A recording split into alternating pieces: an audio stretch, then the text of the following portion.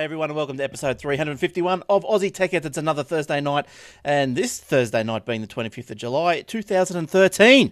Aussie Tech Heads bandwidth is brought to you by aussietechheads.com.au/hosting. If you need a professional space to put your business webpage or your blog, your personal blog, come and have a look at the great affordable plans that we've got down there at aussietechheads.com.au/hosting. And also tonight's episode is brought to you by usbonthego.com.au. So we thank them for their support, and we'll be hearing more about them later on with our competition.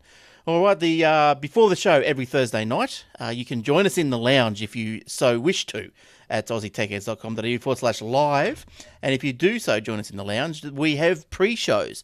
We have replays of pretty much every week. We'll have a replay of the Aussie Mac Zone and also techwebcast.info. So two great other shows that you can stick your peepers onto and have a look. And if there's anyone else, if you've got a video podcast and you want to go in the lineup on the Thursday night, just drop me a line and we'll organise you to get your video on there before our show. Live Thursday nights. Tech night, eh? Tech night. Whoa, yeah. All right. Now, on the panel tonight, we have Shane and Jason. Let's go to Shane-O first. How you doing, Shane? I'm good, Glenn. How are we all? How are we, Warlock? Not too bad. Good. Good. What's been going on, Shane? Anything exciting? No, just same old, same old. I might have another trip to Sydney coming up in a couple of weeks, but Oh, you jet other than that, good stuff. yeah, I know. Bloody in how I was telling you that what's his name? Steve Wozniak came to the Gold Coast. Yes.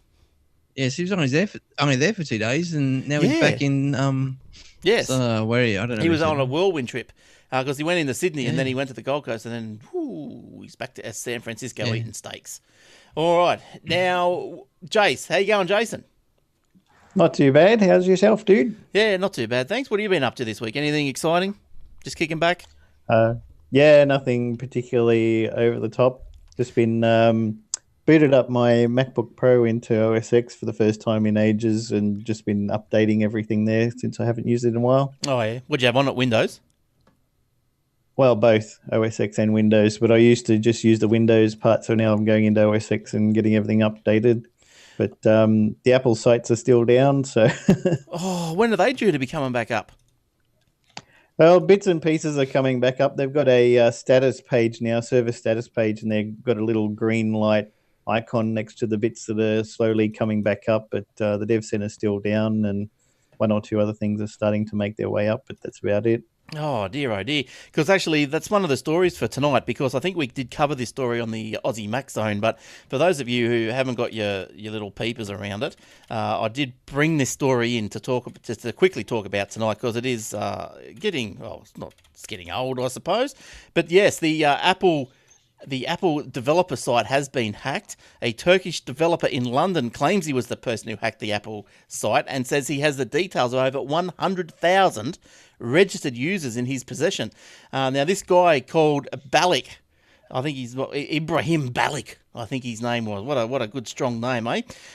Calls himself a security researcher and said he had found 13 bugs that had been reported to Apple. He had not heard back from Apple over the reports, so he's taken his bat and ball and he decided to hack into them because he wasn't happy with the silence that Apple portrayed over his little email.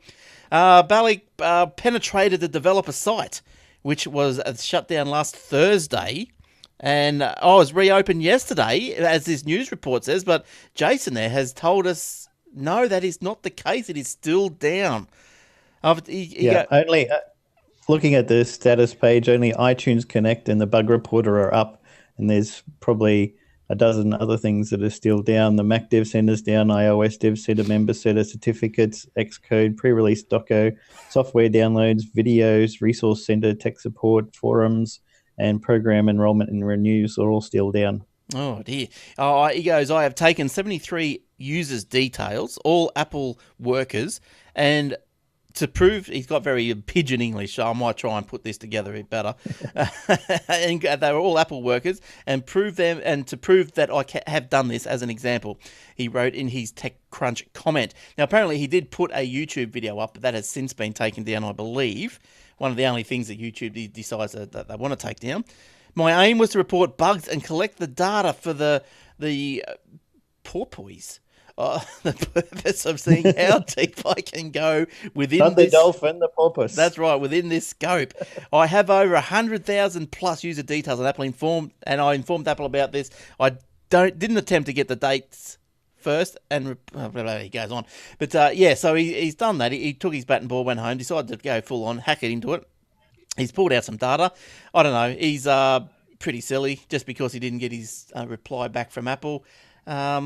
I don't know. He decided to be a bit of a D about it and published a video with people's personal details on there. It's going too far. If you want to be a researcher and get a good reputation in the community for a security researcher, don't publish everybody's personal stuff. Just say that you did it. You can provide some proof, maybe blur it out, but show enough that can show that you did it, but don't actually give away the stuff. That's right. So that's a bit of a quick wrap up there of what's been happening over there at the Apple development site. Like, is this something, do you think, that would be making Apple pull their hair out? Is this something that's really would drive them crazy? It certainly would, particularly since iOS 7 is in beta at the moment, and a lot of people are not going to be able to download the beta or put other people into the development system so that they'll be allowed to use the beta. I believe there are ways around it. There's websites you can, do a Google search on how to get iOS onto my device without joining the beta program. But if you want to do it the right way and get onto somebody's developer's account, it can't be done while the developer site is down. So it becomes a bit of a major pain for those kind of people. Nobody can currently update their apps.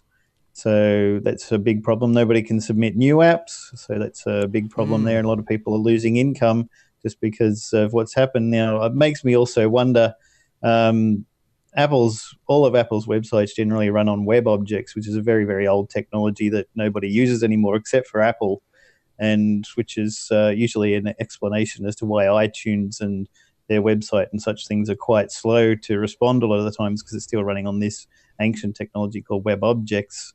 So it would be interesting to see if Apple came back up with their website and go, yeah, we're all running on PHP and MySQL now, and it's blitzing fast. Well, I've heard stories that they are they're taking advantage of this downtime and they are rebuilding.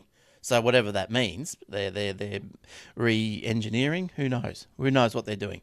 Maybe somebody said, look, it's about time that we got with the 90s. That's right. At least come up to that stage, same as everybody else, and maybe things will go a lot better from now on. That's right. Now, have you guys out there in podcast land, have you heard about a Aussie Tech Radio? It's AussieTechRadio.com, 24/7, packed wall-to-wall tech broadcasts, other tech podcasts. We've got a couple from New Zealand. We've got a couple others from around Australia. So if you're into the Shoutcast, jump on it. Jump on you can actually stream it from the webpage, AussieTechRadio.com, or you can actually just download an app on your phone. So have a look at that. And I think, and we'll just have a talk to someone now who does use that quite a lot. I think, Shane, you get into the Shoutcast app a bit, don't you? I do, yeah, because we got crap on our bloody radios over here in Perth, so it's one of the best things to listen to. Oh, that's good. That's good. I know. I see that. I go into the stats every now and again, and I do see that the stats going up for it. So that's really good, and people are staying longer. So hopefully, all the podcasts are providing some great entertainment. Now, before you go there, Shane, what's happened in tech history today? Have you got a couple there? A whole bunch of things have happened this week, but I'll just stick with the important ones. Just give me 2 seconds. Alrighty, we'll start with. I'm glad we've come to this week actually.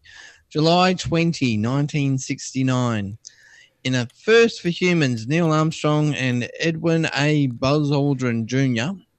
successfully landed their lunar module Eagle on the surface of the moon as part of the Apollo 11 mission, and to become the first humans to ever set foot on Earth's satellite, which is obviously the moon. Good stuff. July 20, 1969. That's a... One small step for man, one giant step for mankind. That's exactly right. And you did that very, very well. It almost sounded as if you was in a Hollywood studio. But now, no. I'm not one of those.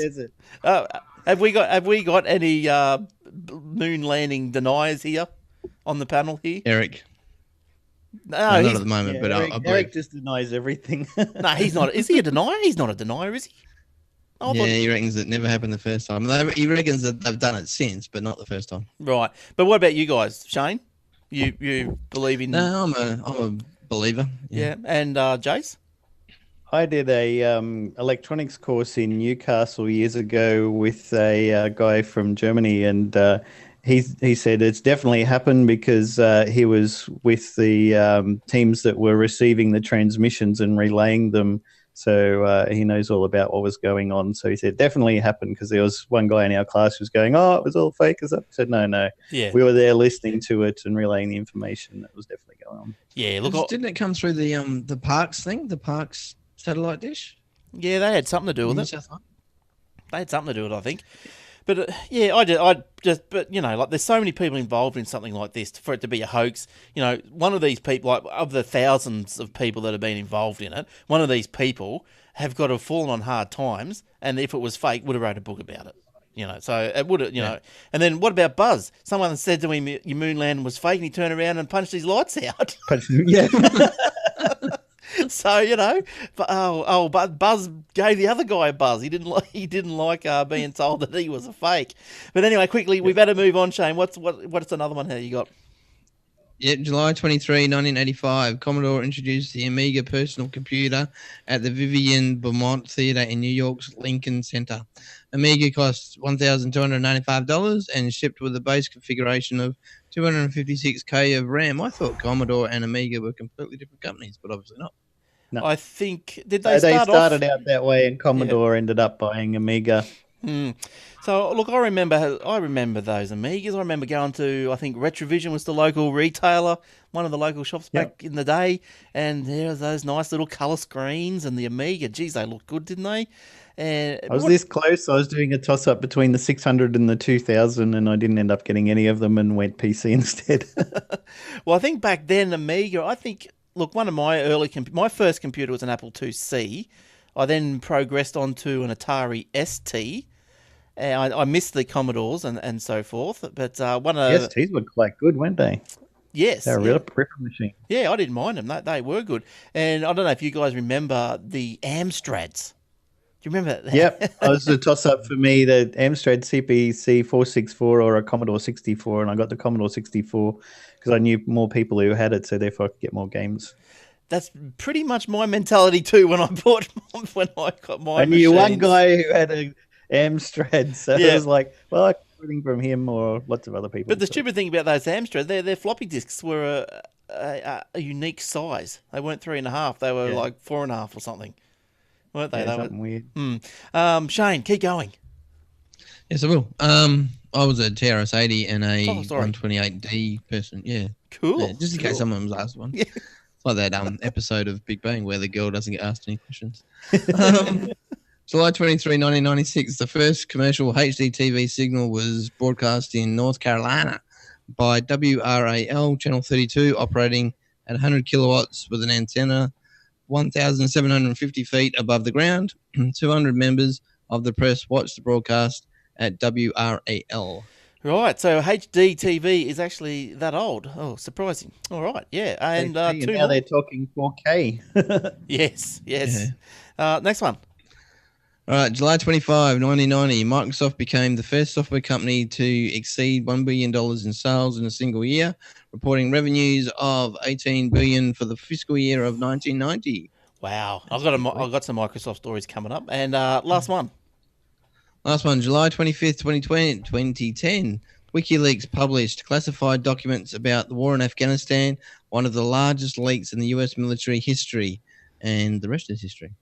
The rest is history. All right. Now, let's get into some more chunky stuff, eh? Jace, what do you got for us? What did you bring tonight? Well, the UK is going to be filtering adult internet content. The government over there has decided to put a filter on, which is something that our guys tried until we told them to go and get nicked. And they're going to filter out all porn. And good luck with that. I'm not sure exactly how they're going to work out which sites have got it and put billions of sites on there. But they're going to try anyway, and they believe that's the way to make things better in the future for I think it was. I read it was the Daily Mail that was pushing for this for so long, and eventually the government went, "Yep, let's give it a go." So we'll see how that goes. Apparently, you can opt in, so you can say, "Hi, can I please have some pornography on my computer, Mister government person, sir?" And who's exactly going to do that? But as I said on the other show, the sales of VPN accounts are going to go through the roof, and those guys are going to make a lot of money out of it. Do you think, I don't know, what's the answer to this? Like, do you think that maybe a law to pass anything that's pornographic to make it that has to have a triple X, and then they can just block? Here's the question: who's going to decide what's pornographic at the moment? Facebook deletes images that have got women breastfeeding and pictures of kids that are running around with no clothes on or in the bath, as they think that's not good enough for their website.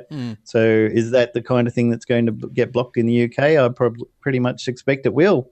And then there's going to be a big public outcry about stuff that, they might have art. There's a lot of art which are nudes. Are they going to block that? Yes, no. Who decides which one is disgusting enough for people that it's going to get blocked, and who gets to vote? Nobody, I guess. It'll just go down the same path as it did over here. It'll just fall apart. An election will come and focus will be taken off it, and focus will just fall away from it.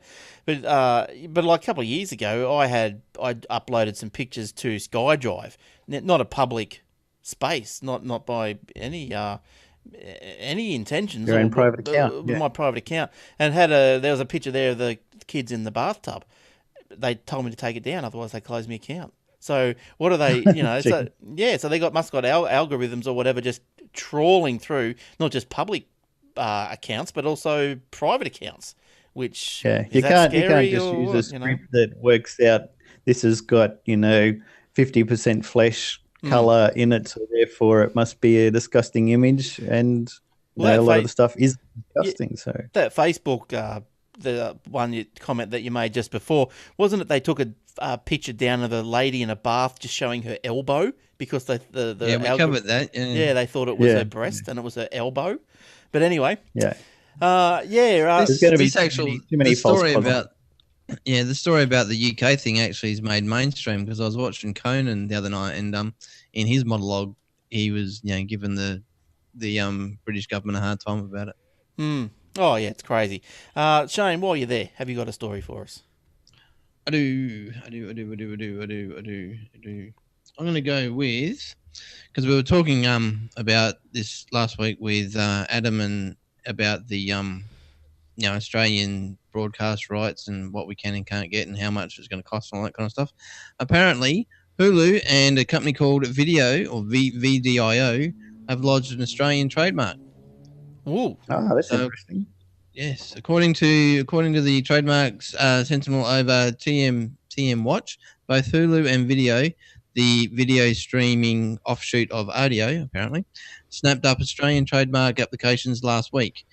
Intriguingly, the trademark lodged by Hulu encompasses a range of specific classes, including Class 9, recordable and pre-recordable media, digital media, namely streaming or downloadable audio-visual content, in the fields of news, entertainment, sports, comedy, drama, music videos, computer software, namely in the fields of downloadable players and audio-visual content, Class 28, action, skills games, arcade games, board games, card games, balls, balloons, and video games, Class 42, computer services, namely hosting websites, featuring audio-visual content, and the fields of news, entertainment, sports, comedy, drama, music videos.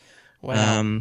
And so certainly covering a lot of classes there. They are, aren't make sure they get it. Hopefully it's not one of those preventative ones and they're not just going, well, somebody might register a Hulu in Australia, let's block it now, and then we'll just keep it for the US. Hopefully they're actually going to do something, because that would go into my next story, which I'll wait for a minute. But no, you can proceed. Well, I've got a little bit more. It goes on to sort of say Netflix have been making noises about launching Australia for years, and it too holds an Australian trademark, which is registered back in 2012. Interesting. So, interesting. Well, let's hope that something comes out. And you got one leading out of that one? Yeah, well, it might make this more useful. The Google has announced the Chromecast device as the answer to getting web video on your TV. It's a little USB key-sized device which plugs into your HDMI port on your television, and it's got Wi-Fi, so you can stream videos and TV shows to it. It's got built-in YouTube, so you can watch YouTube videos on it. Nice. And the reason they call it Chromecast is because it runs Chrome OS, right, not Android, which a lot of these little devices do, like the one that you've got, we've talked about before. Yes. It's about $38 Australian, I think it's going to be. And the reason they call it Chromecast is because Chrome application, your web browser, is going to have a cast button on it, so that if you're looking at a web page, it's got video or other media that you would like to see on your television, you can click the cast button. It'll transfer that URL across to the device, and it'll load it up and start streaming it on your television for you. Yeah, that sounds all right, doesn't it? That's something similar to what we've been waiting for. But because I bought that little Android device, as you know, and one of the guys I've got at work did too, one of my friends, but the only problem is he said he doesn't use it that much because his television has actually got YouTube built into it, and streaming as well, so he uses that more often than the little device now. I just haven't found an Android app that will let me play DVDs from off the network, which is just... Oh, yeah, you're still... I've tried everyone's recommendation. I've tried the VLC. I put the client or whatever you call it on the computer, set it all up. I did it manually. Then I found a script to set it up, to let other things have access. I just can't do it. Yep. I've tried different things. But anyway, we're not going to talk about that again tonight. All right. So this little device also supports Netflix, which is where I was going from the previous story. Yeah. So that would be interesting if we got Netflix over here, and I guess maybe in the future they'll get a deal with Hulu and it'll do that, and it also does Pandora. Cool. Now, all this wouldn't be possible without the internet, and the Australian net speeds apparently peak above 26 megabits per second for the first time. Now, Australia's peak internet connection speed increased by 2.9 megabits per second when the fourth quarter of 2012 and the first quarter of 2013 to 26.3 megabits. So it's increased by 2.9 to... Okay. So what this means is the peak speed number is an average of the highest connection speed calculated from each unique IP address that hits up the Akai HTTPS platform for web content. Okay, so whatever their algorithm is, the peak speed has increased to the average peak speed to 26 megabits, but the latest report pegs the average speed experienced by us over here in Australia, fixed line internet users, at 4.7 megabits a second. 3 years ago, the average speed was closer to 2.5. Now, that's slow. For that to be that, because I'm on cable, I'm getting this is obviously downloads. So download speeds, I'm on 115. And if anyone else is on cable, so this just shows you that there's a lot of people that are getting really poor speeds. Like for 4.7 to be an average, you'd have to have a hell of a lot of under 4.7s.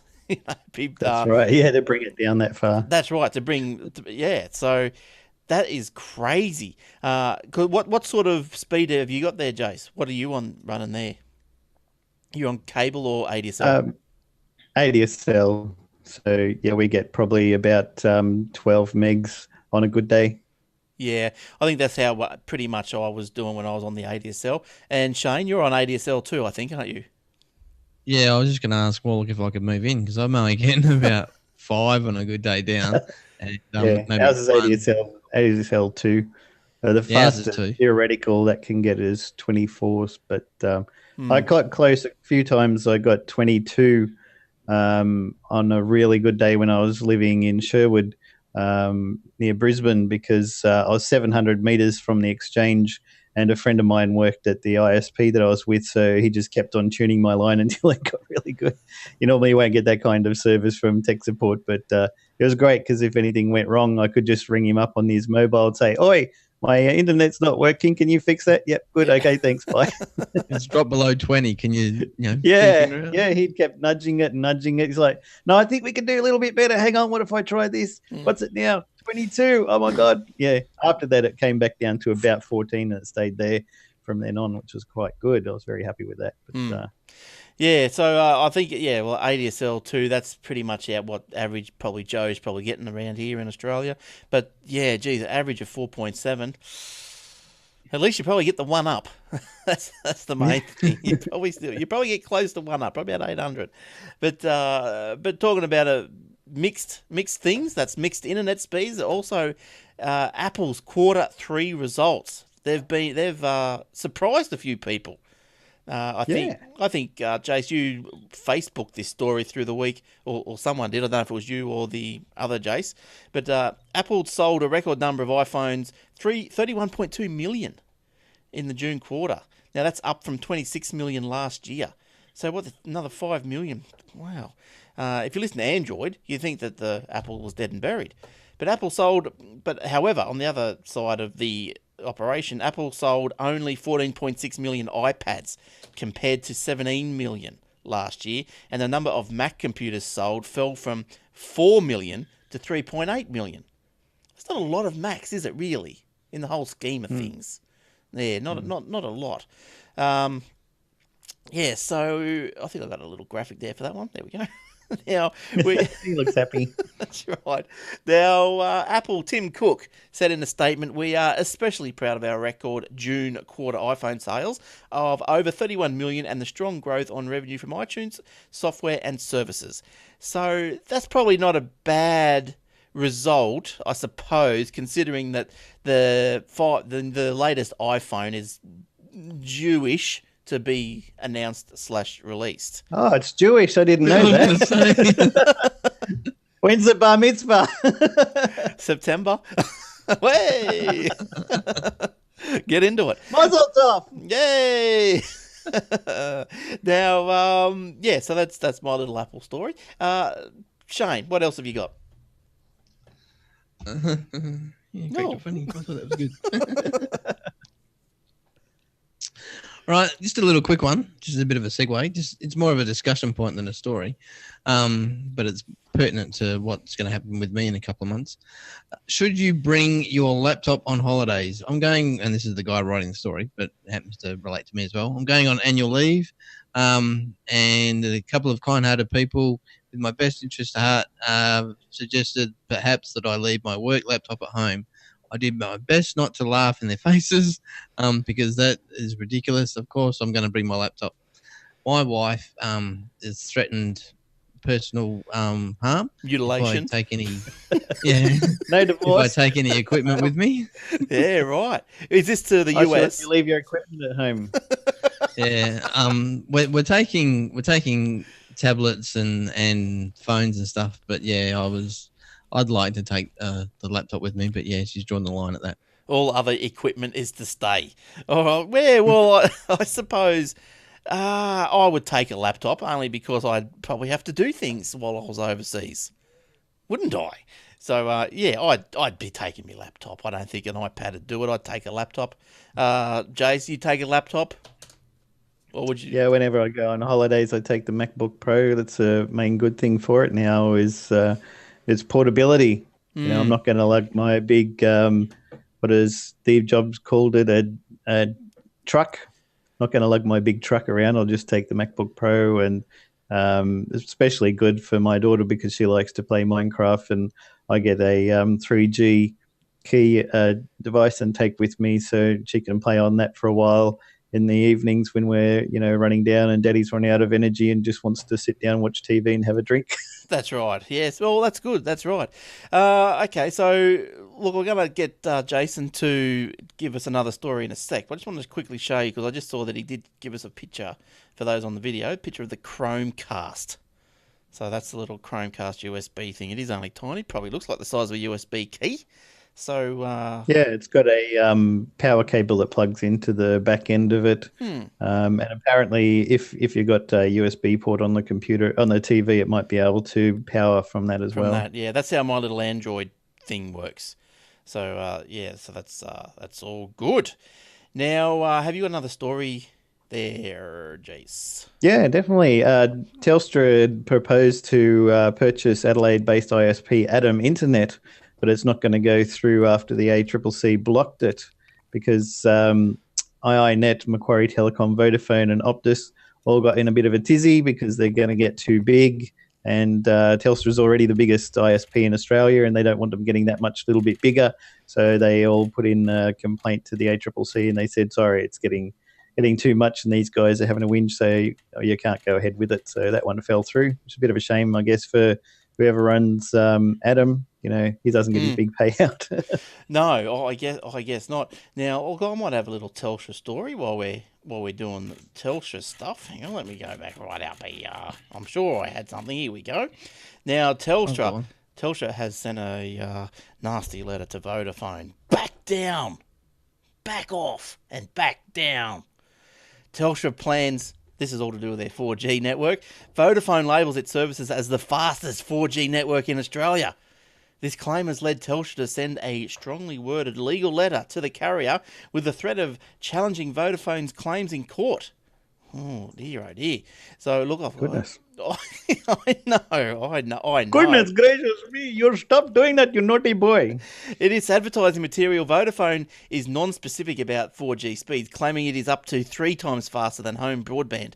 Telstra, on the other hand, makes specific claims for the performance of its 4G network. According to Telstra websites, 4G customers can expect download speeds between 2 meg and 40 megabits, subject to location. Last August, we committed to extending our 4G coverage to 66% of Australia by June 30. Having met that target, we are now committing to have super fast services in place for 85% of the population by the end of the year.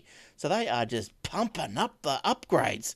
So that's good. And in a side note there with concerning Vodafone continues to lose customers at a very large scale, losing 551,000 in the first half of this year. Ouch. And they've done that quite a few times, so it makes you wonder if there's anybody left to support there anymore. That's right. Got any customers left besides staff? What have they got to do?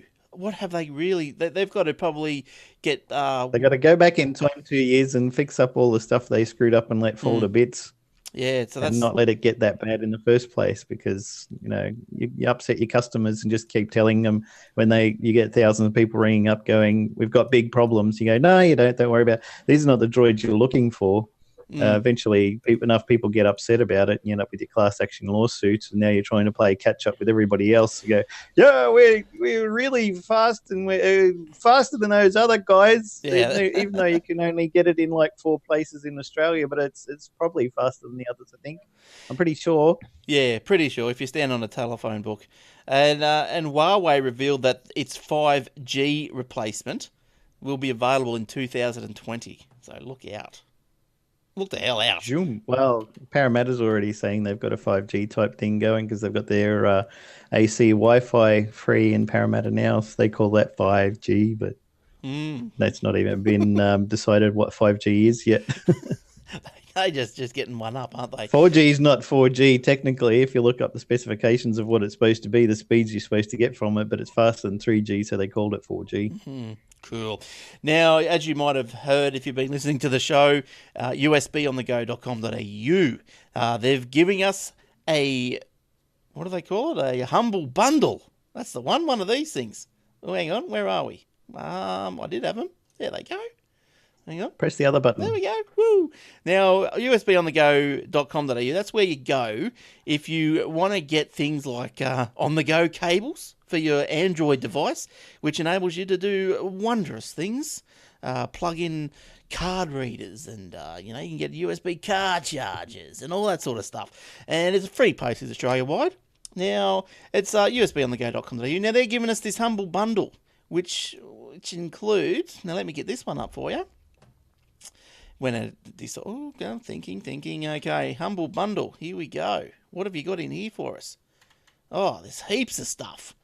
It's a, it looks like it's around about $50, worth $50. But if you want to buy one, you can buy it now for $24.99. So it's got the card reader, it's got a couple of cables, it's got the car charger, and looks like a couple more cables. So it's good. Now, what you have to do if you wanted to win one of those, you had to put a post on our Facebook site, and I will tell you that somebody did, and he is the winner, or they are the winner. Well, he is the winner. Baz, you won the Humble Bundle. Good on you. So all you had to do was comment on the post that we put up, and you did so, and so therefore you win. So good stuff. So if you want to just send me your contact details, and we'll get that Humble Bundle out to you post haste. And there's one more this week, one more Humble Bundle to go. So I'll put another post up there tonight. That's Thursday, and you tell us why you want a Humble Bundle, and we'll go through. And if you're the lucky person, cool, you'll be jumping up and down. All right, so that's all. Thanks to usbonthego.com.au. Thank you. Now, where are we going to go from here? I've got more stories. Let me. Oh, Shane, you can have a story. You've only done a couple. Okay. I will follow on from the Telsta story that we have just done, because I think I had a similar story, but mine kind of went on to sort of say that in Melbourne and Sydney and Perth and Adelaide, they're actually Perth and Adelaide and Brisbane. Sorry, you know how Vodafone are jumping up and down and saying that theirs is faster because they've got 20 megabit spectrums or something, and it's a wider band. Telstra are basically stacking theirs to sort of make theirs up to 15 megahertz. So that's how they're kind of combating that. So yeah, Vodafone's will be 20 megahertz, whereas Telstra's will be 15 megahertz. But the actual other story that I wanted to read that tagged on to that, Huawei, I think it's pronounced, is launching a new phone, and they're claiming it to be the fastest 4G phone in Australia.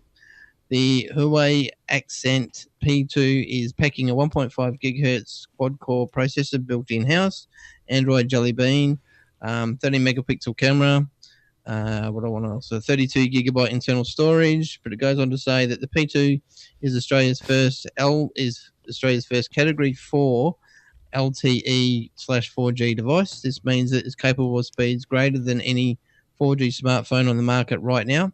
Category 3 devices are only capable of 4G speeds up to 100 megabits, but a Category 4 device charges that right up to 150 megabits download. Compare that with previous wireless generations and find that the generations, and you'll find that the DC HSPA is only capable of 42 megabits, while HSPA Plus can only muster 21. Telstra is the only carrier capable of Category 4 LTE/4G right now, and as such is the only carrier that will be offering the device on plans. Adelaide and Brisbane are the first two capital cities with Category 4 4G enabled on the network right now, but more cities are coming. Cool. Now, did you know that if you wanted to watch the show again, you can? It's on the front of the webpage, or it's on youtube.com/Aussie Tech Heads, and also the facebook.com/Aussie Tech Heads. Go and check that out. Why don't you? Now, Shane, the story I wanted to get to of yours, because I found that one quite interesting, was this one here about Netflix cropping movies. Oh, yeah. Now, what's going on? Can you explain? All right, well, basically, that's exactly what they're doing. I'll just read it as it is. Did you know that Netflix are copying the hell out of movies? I didn't, but even though they noticed, basically, it's to do with the 16.9 ratio, and I don't fully understand it, so anyone else who understands it better, feel free to jump in. Most everything is shot in 16:9 aspect ratio, and it appears that Netflix is cropping it to 2.39 to 1 image from the original frame to fill the television screen. So I think it's their way of getting around the letterbox effect.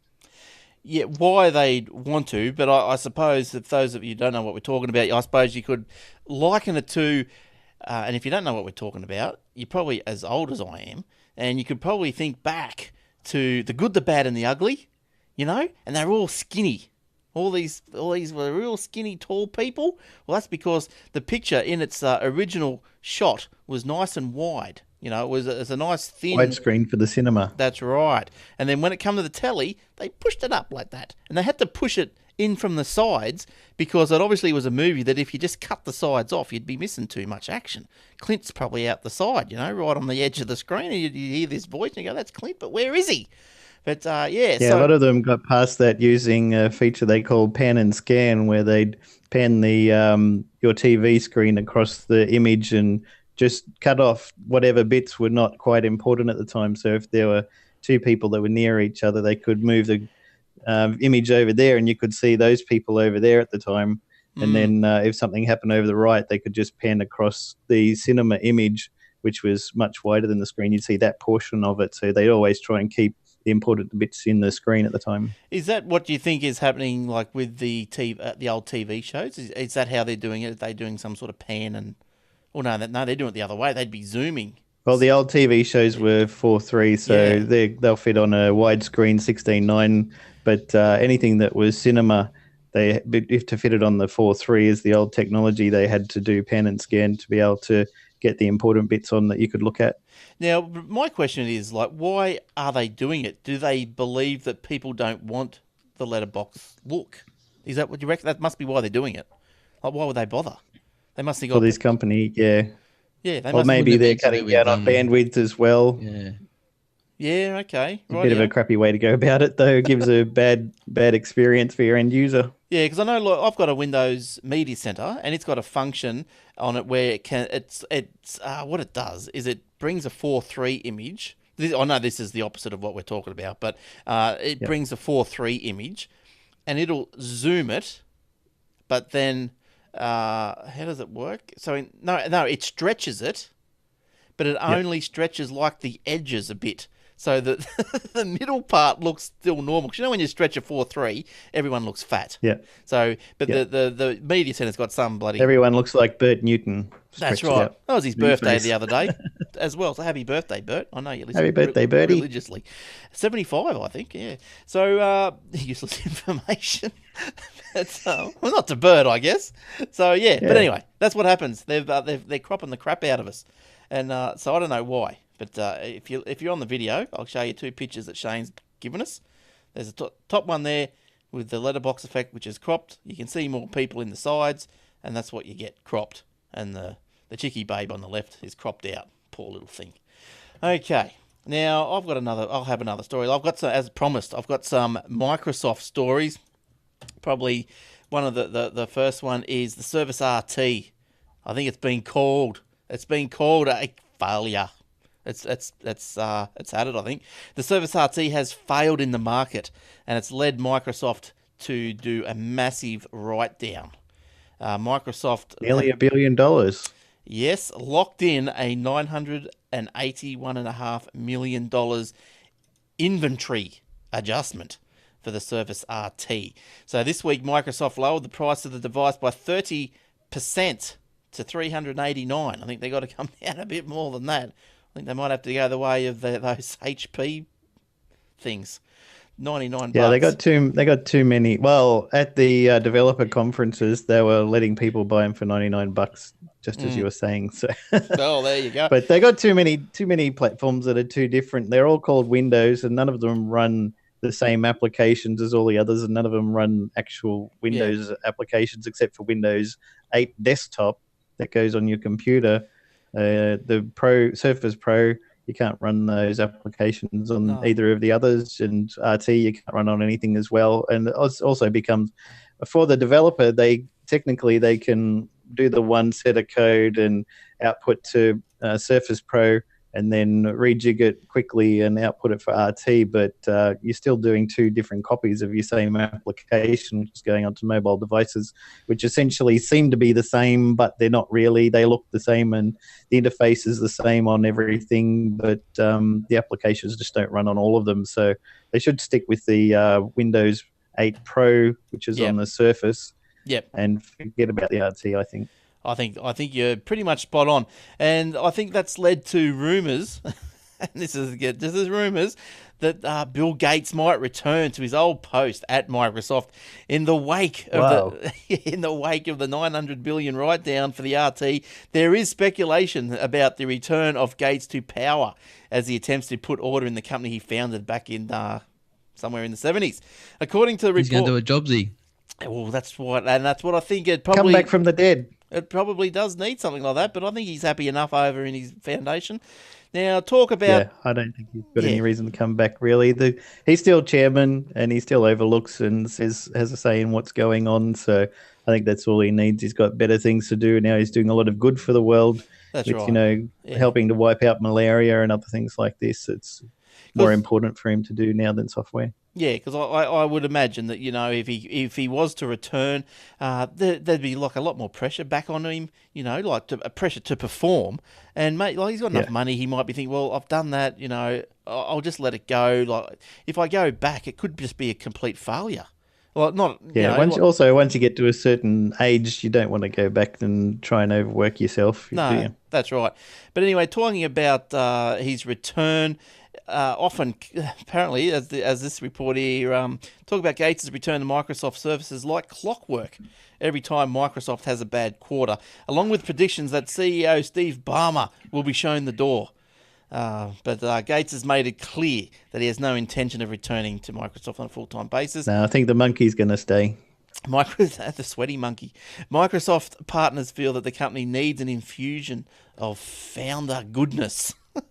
which is probably right. Like if Gates was to come back, there would be a certain buzz around the joint, like there was with Steve and Apple, but totally different scenarios or totally different. Yeah, well, they've just done a complete reorganization of the whole company with new management and new people in new positions and people who are overlooking one thing before, now overlooking three, to make sure they all stay within sync with each other. So I think that's going to be good enough and give them enough freshness for the next few years. Yeah. Look, I don't know. Look, I'm not probably the biggest fan of Ballmer, but but I don't know that much about it. I don't go right into it, but he's just seems to me as a guy that, from what I've seen of him, I'm not a fan. Remember when someone didn't they hang a penis or something off a fishing line and dangle it? I haven't heard that one. Well, not a real penis, but they just dangled it over his face or something, or they. Didn't you hear that? Yeah, then he was doing some university talk, and I'm sure it was I'm sure. Oh, I could be totally wrong. Anyway, it's a nice fantasy you got going there. It is, isn't it? It's a good one. If you're wrong, Glenn, all the lawyers out there, please direct your lawsuits to Glenn personally. Oh, nothing. Well, no, I won't go there. All right, Jace, come on. What do you got? Save us. Alrighty. Well, since we're on the Microsoft path, Windows 8.1, one of the new things that are coming with it is going to have a couple of placeholders within the operating system, which are going to look and feel like normal folders and files, but they don't actually refer to a local copy of the data. They're going to be on SkyDrive, which is going to be heavily integrated with 8.1. So get your account now. And when you do a search on the computer, instead of just searching your C, D, E, F, G drives, whatever you've got, and network drives, you're also going to be able to search your SkyDrive account to see if there's anything on there which you've archived up there but you don't currently have on your current computer. And that'll help you be able to find stuff that, as I said, you've archived. So with SkyDrive, one of the handy features, I think, is that you be able to pick which folders that you want to keep synced all the time, Dropbox type style, and the others can be used for archive and storage, which is fantastic. So this will make it look like the folders are actually on the local computer because that's where the search will be done, but they can live in the cloud. So get your, as Jason said, get your SkyDrive now. I think you get a free 5 gig or something. I know earlier on, I think it was you could get 20 gig free, but they've cut that out. 25 for me. Yeah, 25 was it? Yeah, wow. But but anyway, it's good. SkyDrive's good. It's great. Now, just going back to my little thing, just to dispel any talk of lawsuits. I found the story. Can you believe it? Steve Ballmer gets egged now, and Gary Kasparov gets flying penis. So there you go. You can have a look at one of those. In Hungary, Microsoft CEO Ballmer gets egged by a student, and there we go. Let's see if we can play that. Let's see how we go. This is interesting for those on the audio, I know. Gary Kasparov being a Russian chess grandmaster. Right. Well, there they go. There. Flying around a little helicopter there. All right, that's enough. So it's like crazy. Yeah, see, I told you. I was right. I knew it was something like that. Somebody did from somewhere. That's right. But how funny is that? You can't believe what. Oh dear, it's funny what people get up to. All right, Shane, did you have any more stories you wanted to say? Did I have any more? Oh, I don't know. Well, I could go with one while you're looking, and I've got one more. It's a quick little one. I've got two more, but I'll do this quick one. Hackers ban U.S. authorities from attending DEF CON this year. The Obama administration, big push to improve cyberspace security, just hit a roadblock after the organizers for the Hack Conference DEF CON banned feds from attending maybe next year. It basically goes on to sort of say that it's all around the they're all a bit upset about the whole PRISM thing. They sent them a letter. The letter goes on to say, for over 2 decades, DEF CON has been open nexus of hacker culture, a place where seasoned pros, hackers, academics, and feds can meet, share ideas, and party on neutral territory. Our community operates in the spirit of openness, verified trust, and mutual respect. When it comes to sharing, socializing with feds, recent revelations have made many community uncomfortable about the relationship. Therefore, I think it would be best for everyone involved if the feds call a timeout and not attend DEF CON this year. This will give everybody time to think about where we're going to go from here and what comes next. The dark tangent. So it was like a Dear John letter. Oh, the dark tangents. Love it. Love it. Jace, did you have any more tonight? Yeah, just one left. Canonical has embarked on what it claims is the biggest ever crowdfunding campaign to develop and manufacture an Ubuntu Edge smartphone. The company founder Mark Shuttleworth says it's a mobile phone with the specification of a low-end laptop. It's a new class of device which brings forward, we'll see, is inevitable conversion of the phone and the PC. They're using Indiegogo to raise $32 million over 30 days. This will finance a limited production of 40,000 phones. So that'll be interesting. A lot of people who like Linux and Ubuntu obviously will be getting one of those, no doubt. Yeah, that doesn't sound too bad at all, does it? Like a little low-end PC, but in your phone. That's good. All right. Well, I think I've got probably one more, and we'll do that, and then we'll just have a whip around and see if anyone else has got any left over. So if you want to see the show notes, you can go to the aussietechheads.com.au/podcast and navigate around to find the show notes. IBM is to boost Gold Coast's IQ. Good on you. IBM has named the Gold Coast as the latest recipient of its IBM Smarter Cities grant. The arrangement is pro bono in nature and will see IBM get the cities. Will see IBM gift the city best of breed solutions directed towards improving its public safety, disaster response, blah, blah, blah, in preparation for the 2018 Commonwealth Games. Now, launched in 2011, the IBM Smarter Cities Challenge is 3 years, $50 million philanthropic initiative by IBM. The Gold Coast brings to 3 the number of IBM smart cities in Australia, the other 2 being Townsville and Geraldton, who are already... Oh, really? Yes. If they think the Gold Coast is smarter, they should see it during Schoolies Week. Well, we are the smart state, aren't we? Yeah, when we moved up there, we refused to have the smart state license plates on there. We used what's the other one they've got? Just Queensland? I don't know. I think they've ditched them. Something else state, yeah. I think they've ditched the smart state. I think it's just got Queensland on the bottom. I don't know. I can't see much far from here. But, yeah, who knows? We'll wait while you go out and check it. Yeah. No. It's got Queensland on it. Well, I think that's that might be it. I think everyone's done everything. Yeah. Cool. How good's that? Well, what are we going to do for the next 2 minutes? I don't know. Let's talk. Shane can sing. Have anyone got any jokes? No, I'm joking. All right. So what we'll do? Not clean one. No. Okay. So so that's all we've got for you tonight. So that's good. So you want to email any one of us, you can go and jump on Glenn, Eric with a K, Jason, Shane with a Y, or Will at aussietechheads.com.au. Oh, we didn't say where Will was tonight. How remiss of me. Will was MIA. He was on, and computer issues have strucken him off again. They've struck him down like a dirty wet toad, and he's gone. But anyway, Nothing worse than a dirty wet toad. there is not. Except for playing golf with, perhaps. That's right. Yes. And Eric is, he just sent his apologies. So there you go.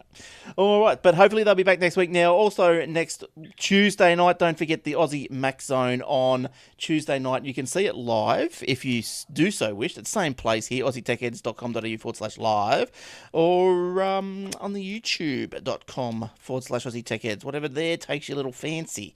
And don't forget the Twitters. And the Twitters. Shane, where can we find you on Twitter? You can find me at Shane1973, Shane with a Y. And Jason, where do we find you? I'm at Warlock, WAULOK. And I am at Aussie Tech Heads. Now, Will is at Mr. Tompkins. And Eric is... Mr. Thingamabob, whatever. Mr. Tompkinson. And Eric is at Eric with a K, Franco. So send him some tweets. Send Eric some tweets. And you got a news one too, don't you? We do. If you like little news stories popping into your little Twitter feed, not too overcrowding, not like some of these guys that go out and just replay every news story that goes around. Your Twitter phone's going crazy every second. And tweet. Well, that's not what we do. We just get the breaking ones, probably 3-4 every half an hour or something, nice and easy. And if you want to get those, it's at Aussie Tech News. So get on that as well. Thanks for keep an eye out for our free apps of the day. Exactly, and they're on the Facebook. So Jason there puts up the Android apps of the day. They're free, so they're normally paid apps, Jace, and on that particular day they are free. And I've got quite a few of them myself. I was like, hey, after telling everyone this, I'm going to download it. This is great. Yeah. Oh, yeah. So same here. I pretty much download them all every day. Yep. And then if you don't like, you delete them. And then even if you're not going to use them immediately, you might come back in 2 years' time. And you go, yeah, cool. I mean, even if you don't have a device that'll use it very well, get it now because you'll still be able to download it free in the future. Exactly. Now, I don't know if anyone saw the Aussie Max Zone last Tuesday, episode 6, but I've just got to... If not, why not? That's right. If not, why not? Or listen to it. But I'll tell you, Garth, he had a great tip, whatever you want to call it, for the Mac. Now, this is so good because I like it. I thought it worth a mention. It's called Worml, WORML. It's on the Mac store. So go and have a look. It's peer-to-peer file sharing. So instead of you dropping it into Dropbox, which uploads to Dropbox computer, and then it shares with your friend's computer, this one goes straight from you to them. So how good is that? Eh? How good is that? That's great. Yeah. So bloody awesome. Oh, great. All right. So I think we've gone through just about everything there is to go through. We thank everyone for downloading, and look, I'm going to get another list out again of where people listen to us from, because we do have listeners all over the world, and there was some strange places. So I will get that list out, and also the Shoutcast Radio. We get listeners from all over the place too. So good on you. The new show's every Thursday on the Aussie Tech Radio, so don't forget that. All right, well, that's about all we've got for you tonight, and yeah, cool. See you, Shane. See you next week. You should do, and for the benefit of our British audience and any other monikers, congratulations to Will and Kate on the birth of their new son. I think they called him George. George, yes. George is my pal. He's going to help me catch a mouse. So I wonder if they have a daughter, will they call it Mildred? That'd be yeah, definitely. That's the way to go, right? Yeah, and we'll see you next week. We'll see you Tuesday, Jace, on the zone, on the Max Zone. So long, farewell, auf Wiedersehen, goodbye. And we will see you next time, or you will hear us next time you download us. So until then, it's goodbye from all of us. Good night and bye-bye. Bye.